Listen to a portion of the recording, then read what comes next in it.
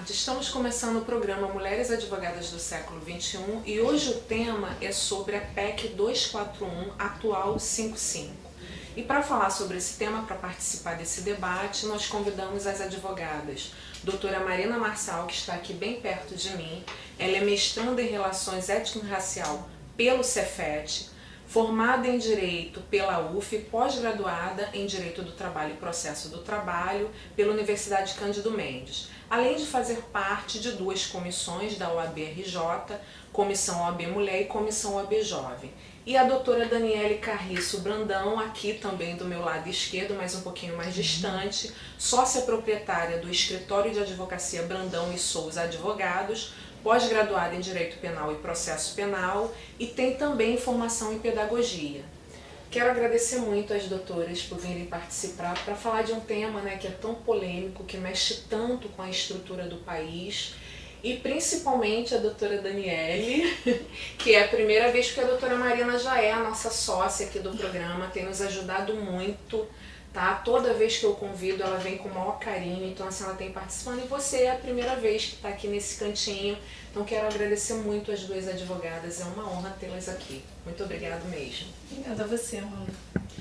E para falar sobre essa PEC, é uma PEC muito polêmica, A PEC é uma proposta à emenda à Constituição.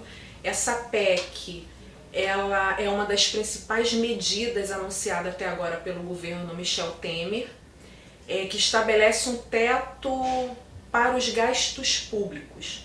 No Senado, a proposta passou a tramitar como PEC 55, a mudança de número seria apenas para os fins de organização e controle do Senado. No dia 25 de outubro agora, a PEC foi aprovada em segundo turno pelo plenário da Câmara dos Deputados. Nessa votação, 359 deputados foram a favor e 116 deputados votaram contra e teve 2 abstenções. Foram 7 votos favoráveis a menos do que na primeira votação e agora foi encaminhada para o Senado. Eu gostaria de começar primeiro pela doutora Daniela, para falar um pouco, na sua opinião, sobre essa PEC, se você é contra ou a favor, sendo contra, você explanar para a gente os seus motivos. Queria agradecer pelo convite, dizer que é uma honra estar aqui representando tantas advogadas nesse programa que dá voz a nós, mulheres. Quando você me convidou para falar sobre a PEC, eu de plano falei, olha, eu sou a favor. Aí você me perguntou, mas por quê? Você poderia participar do programa, Eu falei, sim, claro. Eu acho que a gente vive uma crise econômica muito grande no país, A gente vive um país radical de extremos, ou isto ou aquilo. A nossa política e a nossa economia está afundada em dívidas. Nós sabemos disso porque na nossa própria vida pessoal a gente sente esse reflexo da economia que está de mal a pior no país. Então o presidente, quando ele propôs essa emenda à Constituição, o que ele pensou? Bom, vamos conter os nossos gastos. Gastamos demais. A grande família Brasil gastou demais. Então vamos conter esses gastos. E fez a proposta de que seria por 20 anos o governo federal, em todos os seus âmbitos, teria um teto, um limite para esses gastos. Aí perguntamos qual é o limite para esses gastos, como é que serão esses cálculos, os valores. Eu trabalho com condomínio, então a gente, todo condomínio no início do ano a gente faz uma previsão orçamentária. Quanto é que o condomínio vai gastar durante o ano? E o síndico tem a noção daquele valor mais ou menos, Então como é que vai ser no governo federal? Ele vai fazer uma previsão orçamentária para o ano, que vai usar o do ano que passou, no 2017 será do ano de 2016, mais a correção pela inflação. Então é mais ou menos como administrar um condomínio. O síndico faz a previsão orçamentária, a gente atualiza pela inflação e a gente tem naquele ano como é que a gente vai gastar aquilo. E doutora Marina, fala um pouquinho também, ter essas suas opiniões, se é a favor ou contrária. Sendo contrária, explana pra gente a sua opinião, por quê? Eu queria agradecer novamente estar aqui, dividir o espaço com a doutora Daniela, uma querida. Eu acho que ideologicamente, como foi apresentada a PEC pelo presidente, que tem uma discussão sobre a legitimidade dele, é muito bonito, quando coloca a retenção dos gastos públicos. Agora é um planejamento para daqui a 20 anos, É uma limitação dentro da estrutura da União a esses gastos públicos e que atingiria inclusive a saúde e a educação. Então, eu sou contra, eu não sou a única contra, né? Eu tive acesso a uma pesquisa do Vox Populi que 70% da população é contra, 5% se absteve de falar e 6% sequer sabia do que se tratava. Então, acho que é por isso a importância do programa, para a gente explicar um pouquinho aqui. A página do Senado fez outra pesquisa e 95% da população é contra a PEC. Eu acho que a preocupação é como isso vai ser aplicado nos próximos anos, principalmente porque limitar o direito à saúde, que é um direito fundamental de segunda geração, ao teto da inflação do ano anterior, e não acompanhar o crescimento populacional, é você tirar direitos de uma população que não tem os mesmos privilégios que a gente, né? Não vão ter o mesmo acesso à saúde, o mesmo acesso à educação que a gente que já está numa condição privilegiada tem. Então eu acho nociva, eu acho que as ocupações das escolas elas são muito benéficas, mostrar esses jovens como atores sociais, políticos, dessa ideologia de Estado que a gente tem, né? Todo o poder emana do povo, para o povo. Se o povo elegeu ou não elegeu, não está satisfeito, eles têm o direito de se manifestar. Mariana, só fazer uma intervenção na sua explanação com relação aos limites quanto ao teto da saúde e da educação. Primeiro que vai valer só a partir do ano de 2017. 18. E na verdade a gente tem um limite, não Sim. vão cortar, a grande dúvida na população vai cortar direitos? Não. A PEC supostamente não vai cortar direitos, ela vai limitar esses direitos relacionados aos gastos públicos. Então a gente tem um déficit hoje no orçamento da União de 115 bilhões de reais. Nós estamos devendo a uns juros de 14,25, 115 bilhões de reais. Sim. E o PIB brasileiro, você fala assim, vai ter contenção de gastos, a gente vai ter na Previdência, vai ter no salário mínimo, vai ter na saúde, na educação e nos investimentos de programas sociais. Mas o nosso PIB, por exemplo, está caindo desde 2007. Então a gente não tem arrecadação para manter isso tudo. Como fazer? Eu particularmente não acredito que seja um argumento válido, porque tem países do G20, potências muito maiores, que têm uma dívida do PIB muito maior do que a nossa, e não cortou programas sociais, então, nem limitou, né? A gente está falando, como eu tinha colocado antes, uma limitação que não acompanharia o crescimento populacional. Logo, o ideal de que terá que se fazer cortes em 20 anos é uma conta aritmética, é uma conclusão lógica. Embora a lei coloque agora, como eu disse, ideologicamente uma limitação, parece muito bonito, se não acompanha o crescimento populacional, um dia vai ter que ter corte. Aproveitando aí a deixa de vocês, então eu gostaria que a doutora Marina iniciasse e tecesse então a sua opinião, quais são os pontos que você acha na PEC, se você enxerga algum ponto positivo, você fale pra gente quais são os pontos então negativos na sua visão. Eu acho que a ideia de limitação do gasto público, eu acho ótimo, eu concordo, eu acho que não tem ninguém que discorde disso. Agora, limitar para a saúde e a educação, limitar para projetos sociais, é culpabilizar esses má gestores que tivemos até agora, corruptos que tivemos até agora, em detrimento de uma população que sequer tem a possibilidade de voz e dizer se é contra ou a favor, uma população que sequer tem conhecimento dessa PEC. Então é por isso que eu acredito que colocar o gasto público parece muito bonito, mas eu acredito que na prática não vai ser colocado assim. Me preocupa também pela questão da redução do salário mínimo, né? Porque a gente tem a previsão constitucional de aumento do salário mínimo anualmente. Dependendo da taxa de inflação, não será possível, não corte, mas aumentar esse salário mínimo como se tem um aumento anual.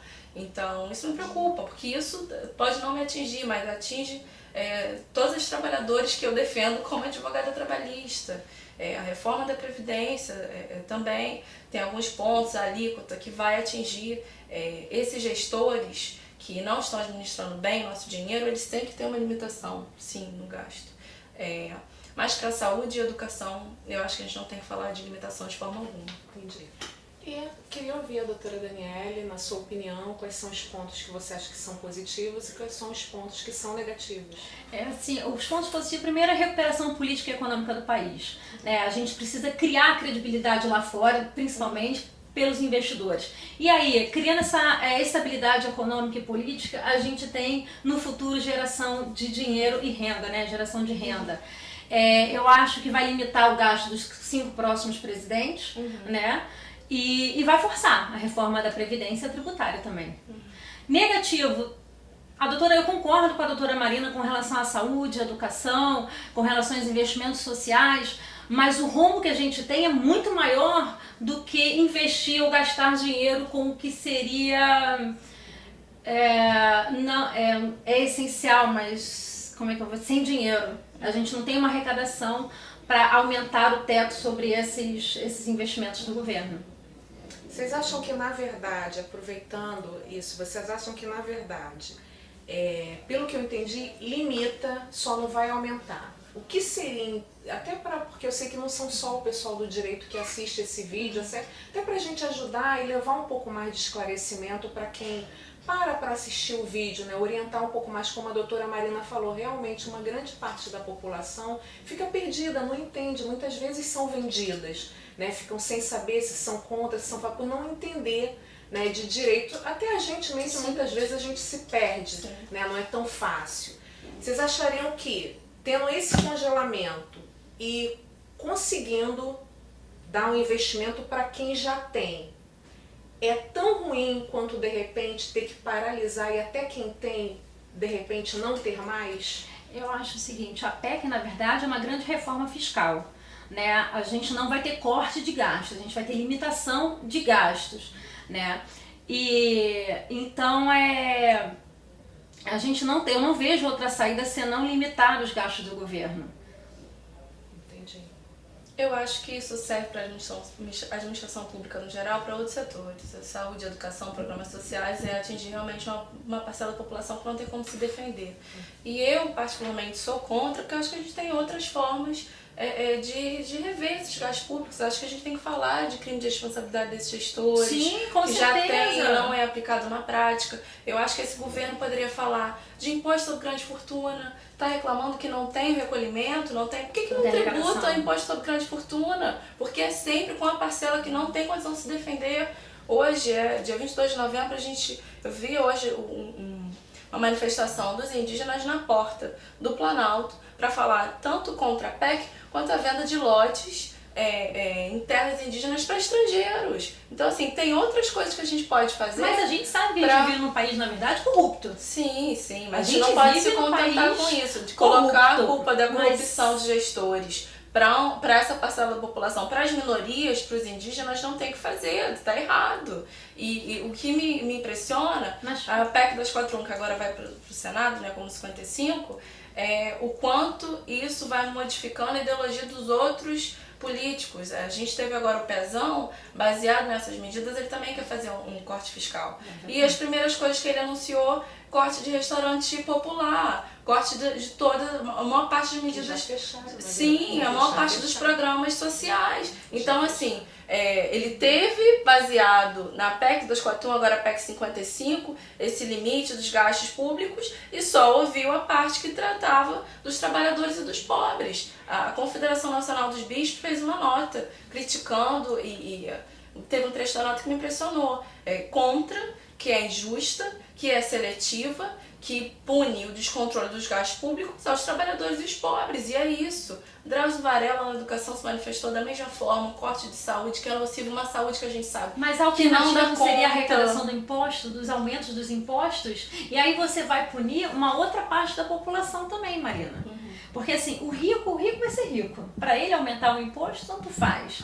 Né? Agora, quem é que está sofrendo? Vamos falar a verdade. Quem é que está sofrendo com essa crise econômica na verdade? Não é o pobre, é a classe média, que perdeu o status. Marina, não é o pobre, porque ele, assim, ele vai ter educação, ele tem saúde ruim com o crescimento da população, com certeza. Eu acho que existem outras políticas que a gente poderia fazer dentro de determinados lugares para conter, por exemplo, uma mãe que ao invés de ter 10 filhos, que tenha 1 ou 2. Você não concorda comigo? Não, porque, não, por quê? Porque eu acho que a gente dizer que o rico vai continuar rico e não Ele vai tributá-lo continuar. não é a solução. Não estou dizendo isso, que não é para tributar, não estou dizendo que Que não o é para tributar o imposto que rico. seria arrecadado Porque a dessas Constituição diz que pessoas... todos são iguais perante a lei. Então o imposto que o rapaz, a pessoa paga quando compra um arroz é o mesmo, do pobre ao rico. Só que pro rico não faz a diferença. É isso que eu tô dizendo. Eu acho que eu quis entender, eu acho que eu entendi um pouquinho o que ela quis dizer. Ela disse assim, o arroz, a gente sabe, porque às vezes a gente escuta assim falando e as pessoas que não sabem acreditam. Não, mas o pobre não paga imposto. Não, ele paga e paga muito imposto. Nós sabemos muito mais disso. do que Então, essa eu acho classe abastada. eu acho que a comparação que ela quis fazer, e eu tô aqui para tentar mediar, é o seguinte, por exemplo, um arroz, né? O pobre ou o rico vai no mercado, eles pagam o mesmo imposto. Não tem diferença. O arroz, Amanda, E aí para existe... grandes fortunas, nós poderíamos ter uma tributação proporcional a toda essa carga tributária do brasileiro que trabalha 12 meses e um mês dele inteiro vai para pagar imposto, e que aí o pobre faz muita diferença. Para o rico não faz, nisso eu concordo, mas se a gente tributa as grandes fortunas que ele vai ter que pensar 2 vezes. Ou o dinheiro desse tributo vai ser para manter esses programas sociais que tem. Porque pra gente não faz diferença quanto ao restaurante popular. Para outras camadas da população morrem de fome, de frio. Sim, eu não estou discordando de você, eu concordo, só falei assim, que pro rico mesmo, que é uma minoria da sociedade, não faz a diferença se o imposto aumenta ou diminui. Sobre grande fortuna faz, porque ele levaria o princípio da proporcionalidade também. Se eu recebo menos, eu sou tributada menos. Se eu recebo mais, eu sou tributada mais. Mas aí vai faria o artigo 5º, que diz que todos são iguais. Não, para proporcionalidade não. Até porque a faixa etária, por exemplo,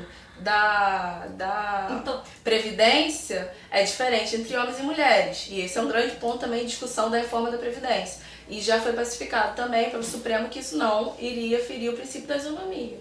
Então, assim, a proporcionalidade também é levada em conta. Então, vamos continuar? Fugir um pouco. Então, vamos lá, doutora Daniele.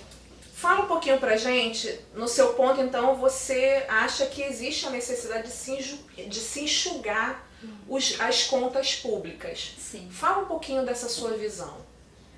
Eu acho que o brasileiro, nesses últimos anos, tem gastado demasiado. A gente vê, por exemplo, a abertura de linha de créditos, assim, para pessoas que não têm a menor condição. Eu vou dar um exemplo de condomínio.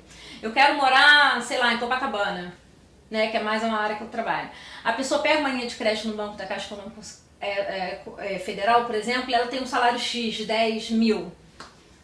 Ela gasta 15, 20. Então é o Brasil tem uma arrecadação X e tem gastado Y.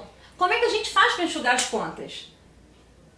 Eu não vejo outra alternativa, senão vai ser a tributação acelerada, vai ter a hiperinflação, porque você vai aumentar imposto, as coisas vão aumentar e você não vai ter, nós não vamos ter os salários para manter essa superinflação. Eu não vejo outra alternativa. Eu discordo, né? Eu acho que a linha de crédito dentro do capitalismo é o que faz mover a economia, aumentar superávit e déficit. Então, não acho que é a linha de crédito que é o problema. A gente tem uma grande questão aqui, para mim, novamente, vai para essa classe alta, rica, que é beneficiada e que as elites não estão nem se importando com quem está sendo prejudicado pelas leis, a mudança das leis. Um exemplo que eu posso citar aqui, o ano que a gente teve a maior crise, né, dos últimos 20 anos, o ano passado, foi um ano de maior lucro dos bancos. Então, quem está sendo tributado? É o trabalhador ou é quem pode pagar e só arruma um jeito de ter isenção? A gente teve no estado do Rio, por exemplo, a isenção da Supervia, né? Isenção de várias outras companhias que poderia ter contribuído para a gente não chegar a esse ponto que a gente está chegando ali. Não, eu concordo com você. Sabe? Eu concordo. E a gente acaba retornando naquilo, a gente confia naquele representante, às vezes ele dá essas isenções. E aí é complicado, a gente vai entrar aqui numa outra discussão, né? Que aí é muito delicado, que eu acho que você até começou com a sua fala da corrupção. A gente vive num país muito corrupto. Eu acho que a gente concorda que tem que ter limite de gasto público. A gente só discorda com relação aos investimentos da forma. Não, mas é saudável. Acho que democracia é isso. É a gente poder discutir, discordar e se respeitar. Sim, eu acho que é esse o caminho para a gente encontrar a solução. As despesas primárias, aí eu vou para a doutora Daniele, quais são as despesas primárias que você acha que realmente são essenciais, que têm que ser reformadas? a Previdência, não tenho dúvida que a gente precisa de uma reforma da Previdência, né? Eu acho que a gente tem que rever sim os gastos com o funcionalismo público, por exemplo, que é a despesa com o pessoal em geral, né? Eu acho que a gente pode discutir ainda muito mais a limitação dos gastos com relação à saúde e educação. Isso não vai ser, eu acho que não vai ser taxativo também na PEC, né? E é isso. E você, doutora? Eu acho que a gente tem que... A raiz do problema pra mim é a contratação de pessoal, principalmente com cargo comissionado, não cargo público, tá, mano? A gente tem hoje então, seria diversas fraudes com remuneração de despesa pessoal comissionado, principalmente em secretarias, enfim. Os cachos. São os cabides de emprego, é verdade. E o gasto que se tem com material, né? A gente teve no Supremo, chegou a apuração de lixeiras de R$6.000. Então, assim, se você vê o superfaturamento do que teria sido supostamente apresentado como gasto, e que o TCU muitas vezes aprovou e em determinado momento que a política mudou, reveu, a gente tem que pensar no pessoal. Esse aumento do Supremo não precisaria, né, desse aumento. Você falar em corte de gasto público e depois o presidente falar em aumento. Porque até é bom lembrar que a PEC vale para os 3 poderes, né? Sim. Teve até uma ingerência lá do PGR dizendo não, vai ferir a independência dos poderes, mas já caiu por terra também isso aí. Então, porque o mau gestor gere mal os recursos. Sim. E aí, na verdade, eu concordo que tem que ter muito mais a fiscalização, né? Se houvesse fiscalização, a aplicação da de lei, verdade, o Ministério a punição, Público, Ministério Público, exato, fiscal como fiscal TCU, da lei, TCE funcionando melhor. Meninas, eu acho que foi tão bom. Ai, quero agradecer mais uma vez, estou tão feliz. Eu acho que ficou bem legal. Eu continuo nervosa, lembrando. Não, mas eu também tô aqui. Agora vamos para aquele momento bem relax, que a doutora Marina já é fera. É o momento que eu fico mais nervosa. Aquele momento relax, onde eu vou fazer uma pergunta e o que vier à sua cabeça, você me responda. Tá? A gente vou começar com a doutora Daniele. Direito. Busca pela justiça. Liberdade. Liberdade é ferramenta de ação. Mulher. Nossa, que difícil esta. Mulher é minha mãe que me ensinou a ser independente. Crise. Fase, momento que deve ser superada com sabedoria. Meninas, quero agradecer mais uma vez, muito obrigada pela presença de vocês, pela coragem, porque não foi fácil, né? Eu consegui advogadas que topassem participar para falar um pouquinho sobre essa PEC que eu acho de suma importância e uma forma de nós mostrarmos também como nós estamos envolvidas em todas as áreas e temos interesse sim, né? Porque tem mania de dizer, não, mulher não quer, não se interessa, e eu acho que é a prova de que a gente está aí querendo debater, querendo falar, porque é importante. Nós estamos em todos os setores, então quero agradecer mais uma vez por vocês terem aceito esse convite. É uma honra. Obrigada por você estar dividindo a mesa. É maravilhosa. E você sabe que eu tenho uma admiração profunda por você. Acho que mulher é isso. E nós vamos ficando por aqui e não esqueçam, mandem mensagem para o programa e se vocês gostaram, se inscrevam lá no canal. Mulheres Advogadas do Século XXI, @gmail.com. E finalizando com a mensagem, somos mulheres, somos meninas, forte como a rocha e delicada como o mais fino cristal.